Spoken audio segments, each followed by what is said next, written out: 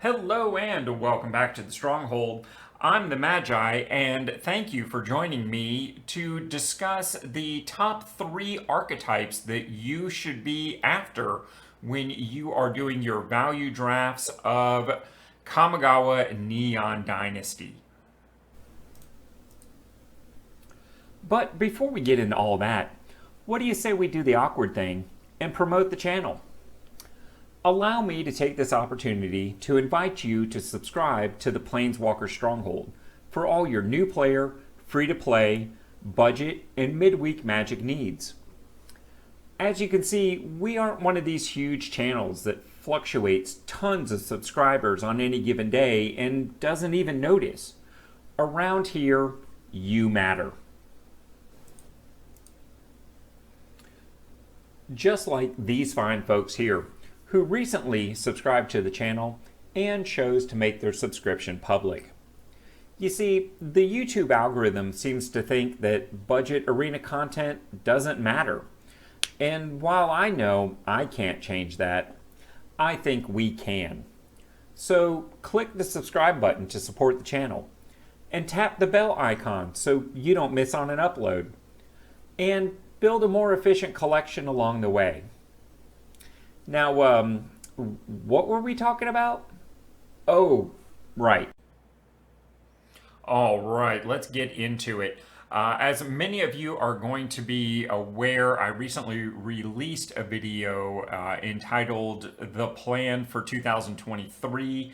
One of the many topics addressed in that is how drafting now has narrowed a little bit for the free-to-play player. Things like alchemy and jump in are putting more demands on our limited gold resources. And as such, we established that roughly 9 drafts are what is going to be appropriate for each of these standard release sets. And if you haven't yet seen that video, I highly recommend you check it out. It's going to be over in my Arena Basics playlist. And of course, back in June, we did a simulated triple draft to talk about how you can basically do 3 drafts of any archetype and end up with a reasonable budget deck from those efforts alone. And since it takes 3 drafts to make a budget deck, and we're doing about 9 drafts per set, that means anything outside of the top 3 archetypes in any given set is probably not worth our time. So without further ado, let's talk about the top 3 archetypes for Kamigawa. All right, so in classic YouTube style, we are going to start with number 3 and move forward. And of course, at number 3, I'm cheating a little bit, so I can talk about more than just 3 archetypes. For number 3, I want to talk about the 2 tribal archetypes that are promoted in the Kamigawa set and also promoted in your new player experience decks, that being samurai and ninjas, kind of 2 different sides to the Asian coin here. Both are pretty decent decks. Both are a lot of fun to play and are absolutely going to have their supporters out there. Neither one of these really needs to be a deep draft cut for you because, as I said, most of the cards you need to play a deck you already have in your new player experience, and all you're really doing is polishing up the deck. And unfortunately, I got to be honest with you, I don't think either one of these decks is ever going to be super good on its own. We can't really expect future sets are going to give a whole lot of support to either ninjas or samurai, because what are the odds we're going back to Kamigawa or some other Asian-inspired plane within the next year? And there's not enough synergy here to really make a super competitive deck. At number 2, I would like to talk about artifacts as an archetype for the draft. And Kamigawa basically gave us artifacts all over the place. In fact, 4 of the Signpost Gold Uncommons deal with artifacts, plus probably one of the most versatile and powerful uncommons in the set, Patchwork Automation, is all about artifacts.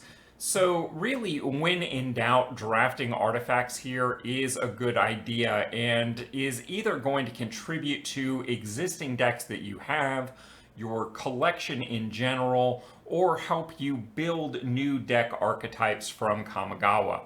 And oh yeah, let's not forget, Dominaria United is almost certainly going to have at least some artifacts undertone. And then with Brothers War, we're probably going to be looking at a full-on Artifacts Matter set with a little Phyrexian dash for flavor. Artifacts are without a doubt my go-to archetype in this set because you can almost always make this work no matter how much value you drafted for. Because not only are there a ton of good colorless artifacts, most of which were not really given to us as part of our new player experience, but there is also a ton of color artifacts available to us, not only from our new player experience and the quantities that you saw here, but really you're going to want to fill in the blanks on a lot of these depending upon which of the artifact archetypes you end up wanting to play. And frankly, I think you should get them all. And of course, at number one, we have the green-white Enchantress build. I think this needs to be the number one archetype priority when you draft Kamigawa until you've been able to draft this to completion. The good news is this is almost entirely found in this set, unlike the old Runes builds where you needed stuff, well, frankly, from last year. This is the best archetype to be drafting. I would make it your number one priority, draft it to completion, and then, when in doubt, start drafting artifacts. And with all that having been said, don't forget, smash that like button like Ronnie J would.